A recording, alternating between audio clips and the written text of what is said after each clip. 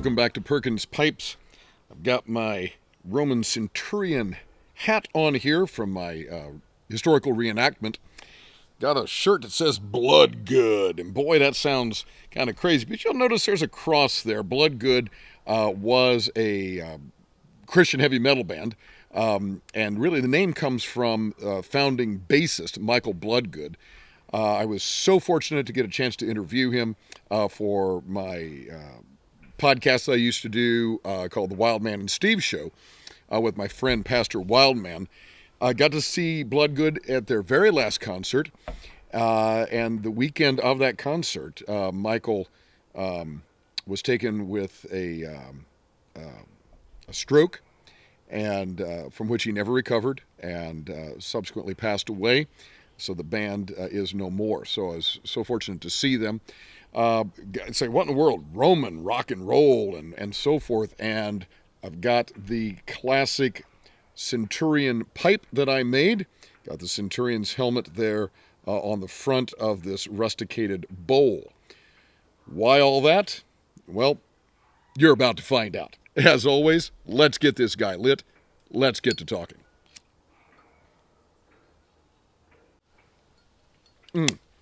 So love the smell of that Sir Walter Raleigh. As soon as that lights up, good smell, good taste. So,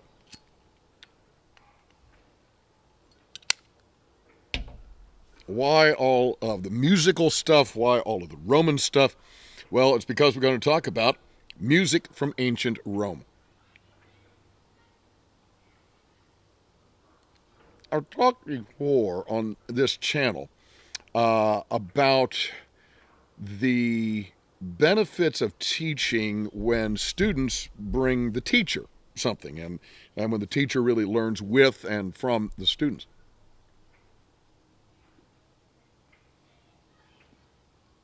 Specifically talked about that in relationship to the Old English epic poem Beowulf. I've talked about my student who had shared Seamus Haney's translation of that with me when that first came out. And my student who had shared with me a delightful podcast about Beowulf. And so in that same vein, I want to talk about something that a student introduced to me couple of years ago, last year, I'm not sure, not too long back.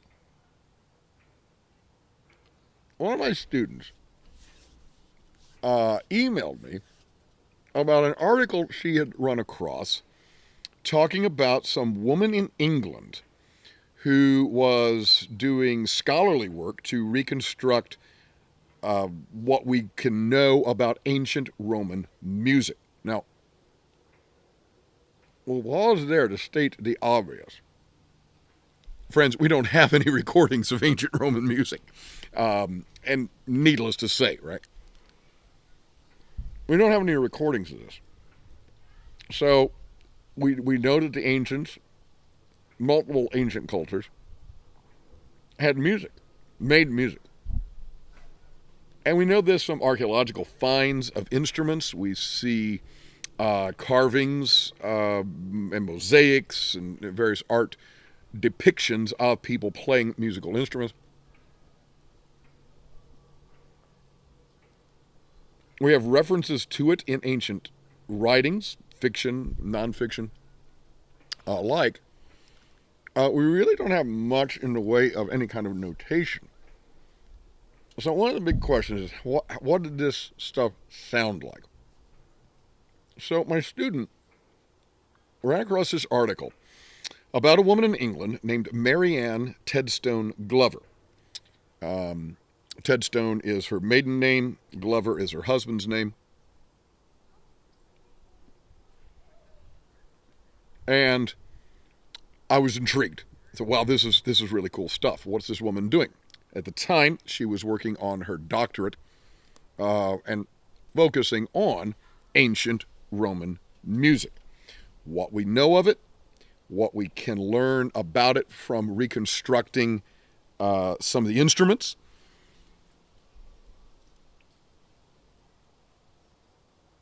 And it turns out she was producing an album, a CD, of what, to the best of her scholarly knowledge, would be reconstructed Roman music. Well, I took this to the next step. I thought, I gotta see if I can reach out and contact this person. So I did. And it's so often the case with, what can I say? I don't know, real people. She replied very graciously and very quickly. And so she and I corresponded a bit. And I told her that my student was the one who had turned me on to her work. Next thing you know, I was able to make contact between my student and Marianne. I was able to get one of Marianne's CD of this, which she so graciously autographed and sent to my student. Then we were able to get her, despite a 6-hour time difference, we were able to get Marianne to speak to students at our school via Zoom for an afternoon lecture, which was just absolutely amazing. I mean, here you've got this scholar in England who is talking to American high school students.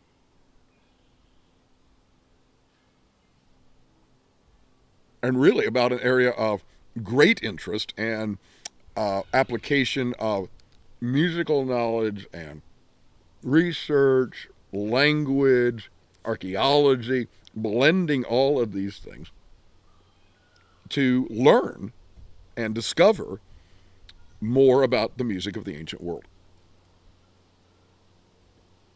So, first of all, can we just acknowledge how cool that is? That's just ridiculously cool that my student saw an article, shared it with her teacher. Her teacher then made contact with this scholar in England. And next thing you know, there's this cross-Atlantic connection between this woman in England, Marianne Tedstone Glover, and my student, and then ultimately between Marianne and many students at our school for this afternoon lecture.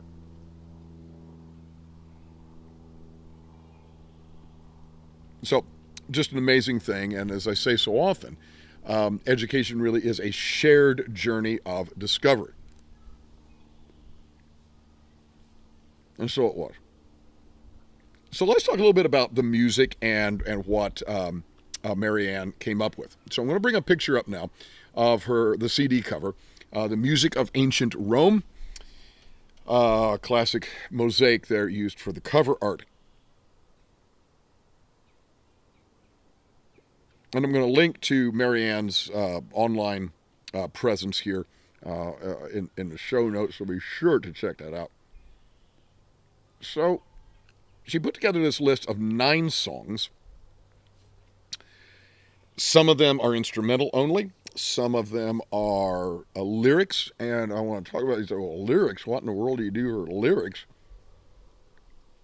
for ancient music? Well, she pulled from a variety of sources. The opening track is a poem called Copa Surisca. And it is from a poem that's attributed to Virgil. And there's a lot of Virgilian works that at this point we do think are spurious. They are not actually by Virgil. The only works we're quite confident of are his eclogues, his Georgics, and of course the Aeneid. But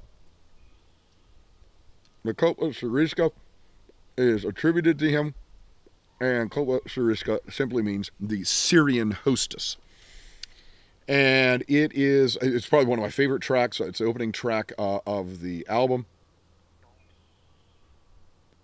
And I have to tell you, I listened to this many times, and not just for a scholarly reason or to share it in class, literally just driving around. I'll call it up on Spotify or my iTunes or whatever. And I listen to it because I genuinely enjoy it.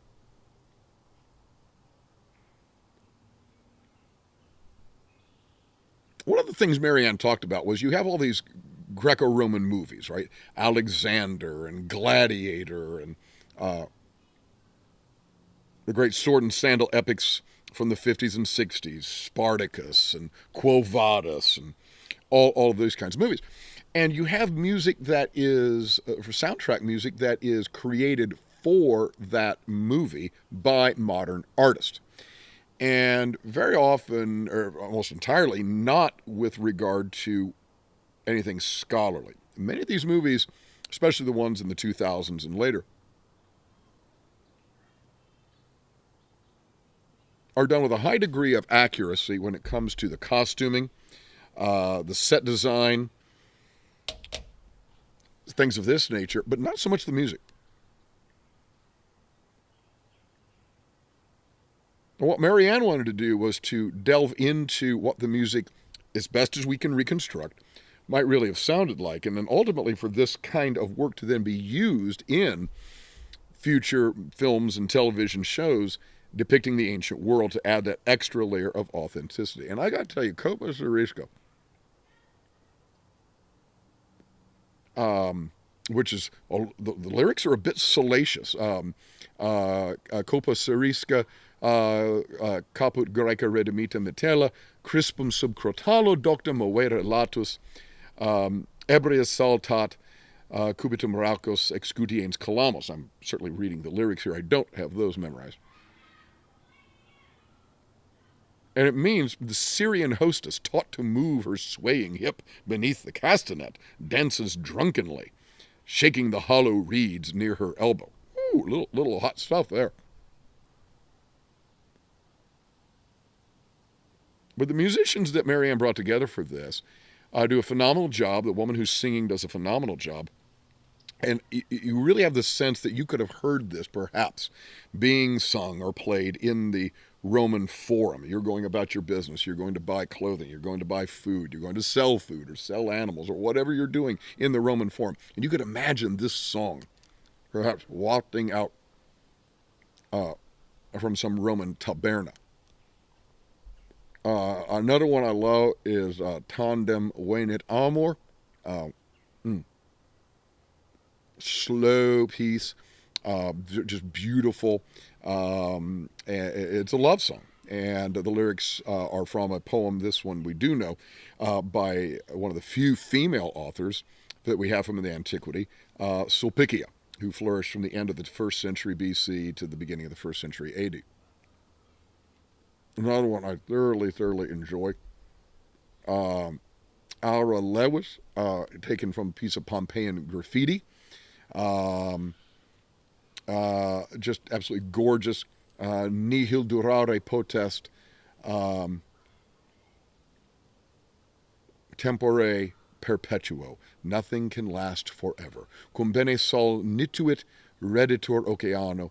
When the sun has shined well, it returns to the ocean. And goes on from there. Read a little ways. I love the there's a couple of the instrumentals in there. One called Bacchus, one called Caesar. Really beautiful pieces. I got to draw attention to one of the songs she included called Lala. And the lyrics are simply la la la la la la out dormi out lacte, which literally means la la la, either sleep or nurse. It is the earliest known nursery rhyme. The earliest known nursery rhyme is on this CD. And she has one more that has lyrics to it, taken from the letter, or a letter by Pliny the Younger. Pliny the Younger. So you've got a mix of, as I say, you've got a mix of instrumental. You've got a mix of lyrical, sung songs. It's absolutely beautiful. Highly recommend it. Now, you may just want to listen to it as a curiosity, as a historical piece, just something interesting. Check it out. I invite you to do that. I'm certainly going to put some links here for you in the show notes. I happen to like it, just to listen to in general, as I would listen to any other music. So For this one, you need to do a bit of homework. Here's the teacher and me coming out. Happy to have comments about the video, but please go check out the music, then come back and leave some comments. What do you think of it? What do you think of this music that has been recreated? As nearly as we can tell, accurately for what music might have sounded like from ancient Rome. Would love to hear your thoughts about that. As Malcolm Guite likes to say, I do these little things in order at last to do nothing. Or as I like to say in Latin, Parva ago ut tandem, nihil agam. Have a wonderful day.